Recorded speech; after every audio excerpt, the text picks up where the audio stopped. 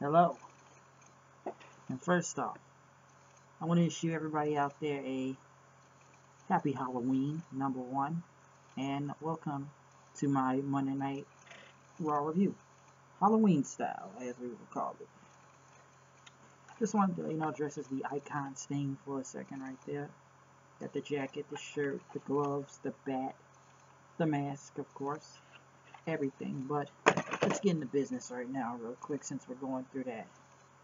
So as you know, everybody, happy Halloween on October 31st on a Monday for Monday Night Raw. Just to give a side comment, number one, there are live reactions for the Hell in a Cell live reaction that I already posted up. There will be a Hell in a Cell pay-per-view. I'm just working out a couple kinks review to that. But we will do a Monday Night Raw review right now. It is Halloween night, and I'm in the spirit like what I used to do when I used to get it earlier done and get it posted as quick. We kick it off with Goldberg. Goldberg came out as, Goldberg he was still over tonight in Hartford, Connecticut, I believe, and wasn't as over like they were in Denver, I believe, 2 weeks ago. But he said, okay, Brock Lesnar. And he's about to talk about it until Paul Heyman came out. Since Vince was pissed at Paul Heyman last week anyways, and them for not getting Lesnar over as a face, which they were really mad about, because I don't know what, Vince is an idiot, because he expected people to boo Brock Lesnar in his hometown, why, which was retarded. And Paul Heyman pretty much came out and mocked them. He mocked the people who chanted Goldberg. And no physical threat, but you may have a streak going on right there. But Brock Lesnar is a conqueror of streaks, just like he did to The Undertaker. And we don't gotta wait till Survivor Series. We can go right now, face to face, Goldberg and the Beast Incarnate, Brock Lesnar. But he never came out. Heyman pretty much said he fooled everybody in this arena at his home, and even pretty much look at the disappointment at his son and Goldberg's wife over there, as they look disappointed.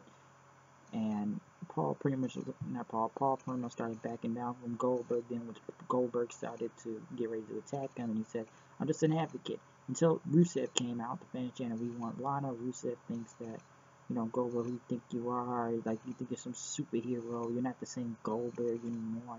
This isn't like WCW or anything, you don't have any more spears or jackhammers in it. And Goldberg is not for Hartford, so Rusev pretty much punched Goldberg. Goldberg went and smiled and then did a horrible knee. Now let's get this whole trip thing, and I'm sure everybody saw this on TV to get this out of the way. I know Goldberg is I don't know if he's 50, but I believe he's like in his late 40s. But when he tried to do that knee thing right there and fell to the ground,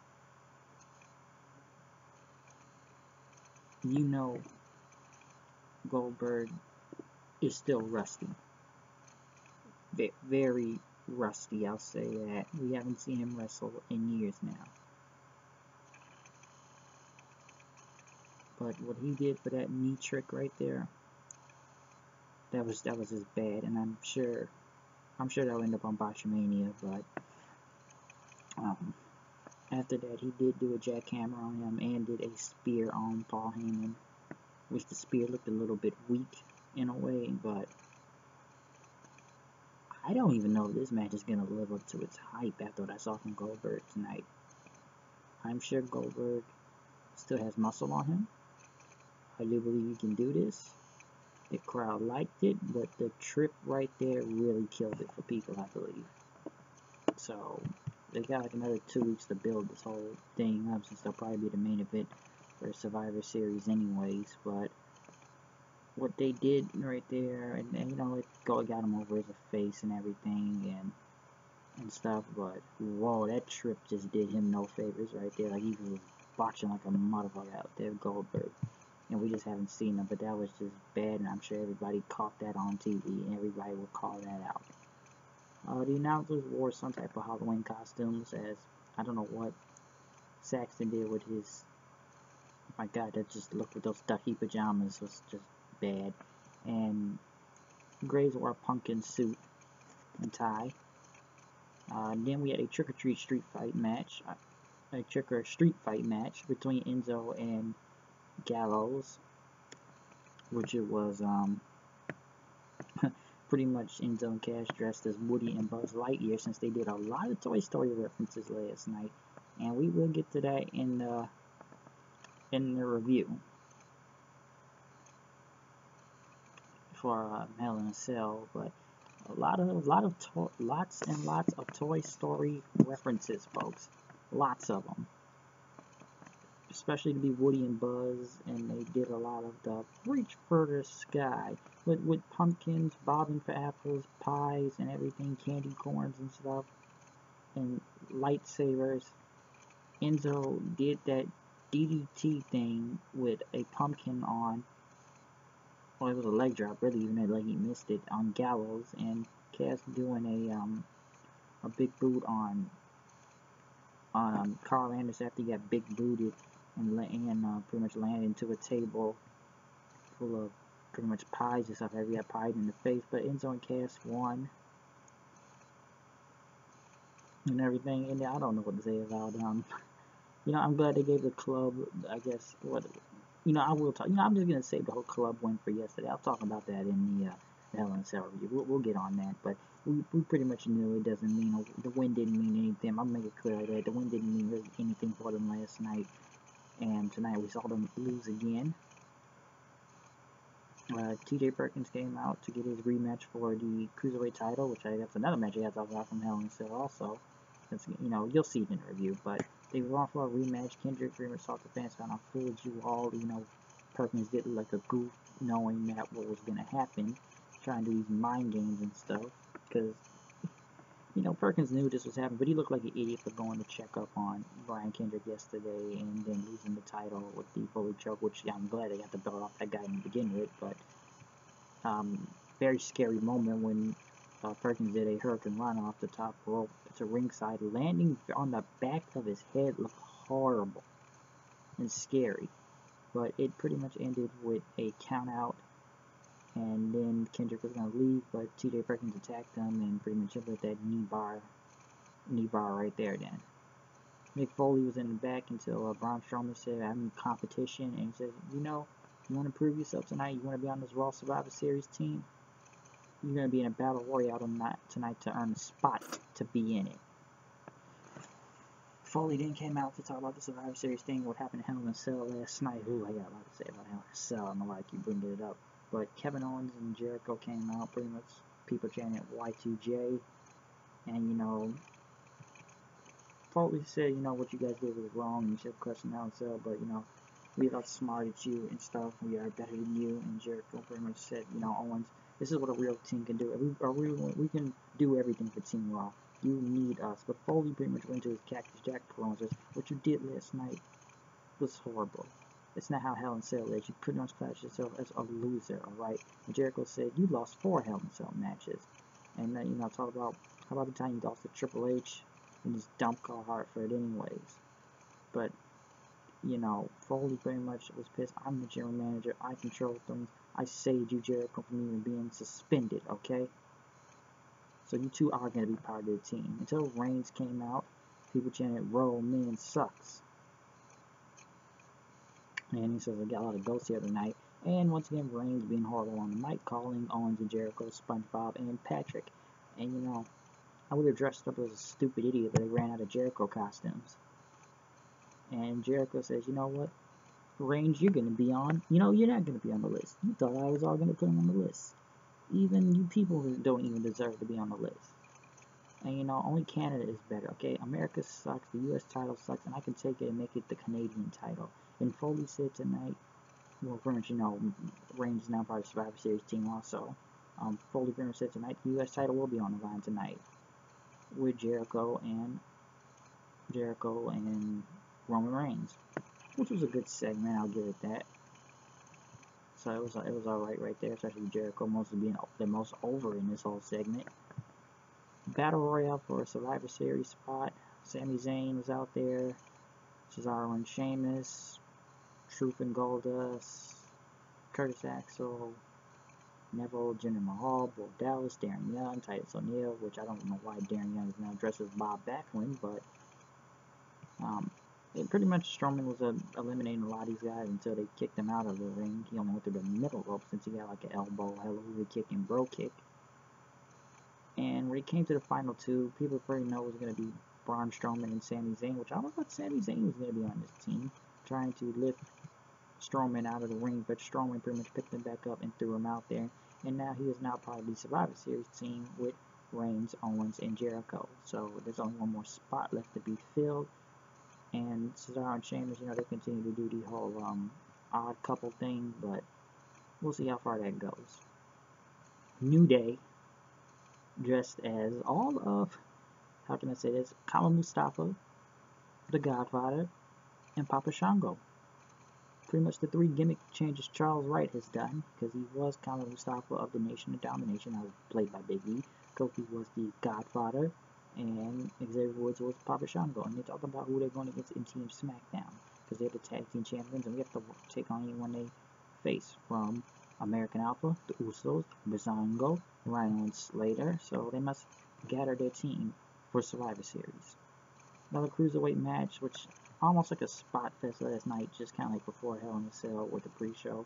But Rich Swann, Lince Dorado, and Cedric Alexander versus Arya Daivari, Drew Gulak, and Tony Nese.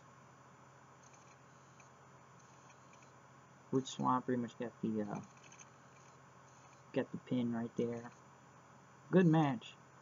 Sometimes I feel like it's spot fest though, and the only cruiserweights I feel like people really focused on really is either, well, you got Kendrick and Perkins right there, but a lot of other cruiserweights that are over right now is probably Rich Swann, maybe because of that dance, and Cedric Alexander is awesome. Also watched Cedric Alexander for years, so he's great. Moving on to Charlotte. Ooh, Charlotte, the women's champion. She came out in her throne, picked up by her 4 men, and said she beat Sasha Banks, because once again she's a 3-time women's champion, and I'll have a lot to say once again in that Hell in a Cell review about that. That Charlotte pretty much now won Nikki Bella, since she is the leader, which makes no sense for her to be the leader. If Charlotte's the leader and she's the champion, the leader should be the champion. Becky Lynch should be the leader for SmackDown, but she pretty much says, you better watch out. Nikki Bella, Becky Lynch, Alexa Bliss, Carmella, and there's a weak link on our team, and that is Bayley.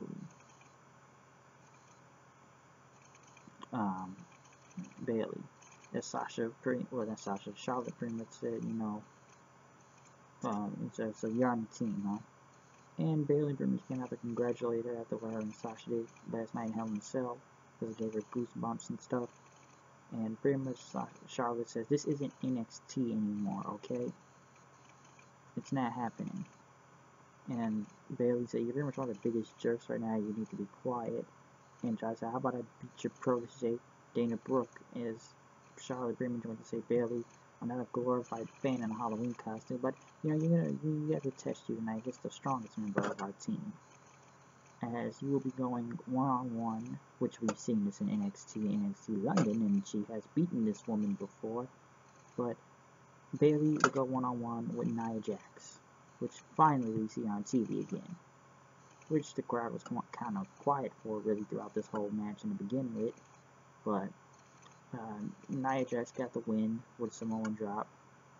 Nia Jax has to be dominant, so there's no problem with that. She has to be the dominant person out of all this between her and Bayley. But even though we've seen this before many times at NXT, and Bayley has beaten this woman before, go back to NXT London. But I don't know, I don't think the crowd cared. Cesaro and Sheamus beat Puerto Rico 1 and 2 timeshare guys, which were beaten very quickly. Which I'm surprised they're still a tag team. If they hate each other so much, it's not like they're being forced together to be a tag team, but it is what it is. Truth and Goldust went to a haunted house, which they are still a team for some reason. Until we came into the main event for Roman Reigns versus Chris Jericho for the United States Championship, as Jericho said Owens has his back and he's going to get it tonight. Which is also funny. I was reading something tonight. It's funny how Chris Jericho has never been the United States champion. After all this guy's been in this company and won almost every title in the book and stuff, he's never won the U.S. title, which is somewhat a bit surprising in a way. But I don't know. It's kind of a bit weird. So pretty much it was Owens. No, it's pretty much Jericho versus Reigns. This is pretty much a good main event. I'll give it that. It was a good main event, and it pretty much it's pretty much in a DQ once Reigns got the spear, and then next after that they started beating up Reigns, him and Owens. They did the pop-up code breaker on him, and then Seth Rollins came out, which we thought he wouldn't be out because of what happened in Hell in a Cell, but no, it doesn't really doesn't matter since he pretty much got back up and knocked both Owens and Jericho out of the ring. And then him and Reigns pretty much had to stare down together. People was pretty much chanting yes, yes, yes, because everybody thought we can get the Shield back, the Shield. And they played Roman Reigns music, which is pretty much Shield music in the begin with. So, yeah. So I found it funny that people booed Reigns, though I say that, but didn't think I'll chanting yes once they saw him and Rollins together. So they did pretty much do that for a Shield. Pretty much almost putting a Shield reunion. I don't know if it will be. Dean Ambrose is on SmackDown. Could there be a Shield reunion down along the way? Maybe yes, maybe no. And, you know, we're getting into that Hell in a Cell review too also, but we have to get this Raw review on tonight. It is Halloween, and I like Halloween, and it's fun to be scary. Hope you had a great Halloween out there, by the way. Also, you know, make sure you've been safe. Have fun trick or treating, safe, happy Halloween, and you know, do everything you got to do out there to get that candy. Hey, be tricked or be treated. Hey, you can be tricked, you can be treated. But like Matt Hardy said, you can also be deleted. So you can be delete, obsolete.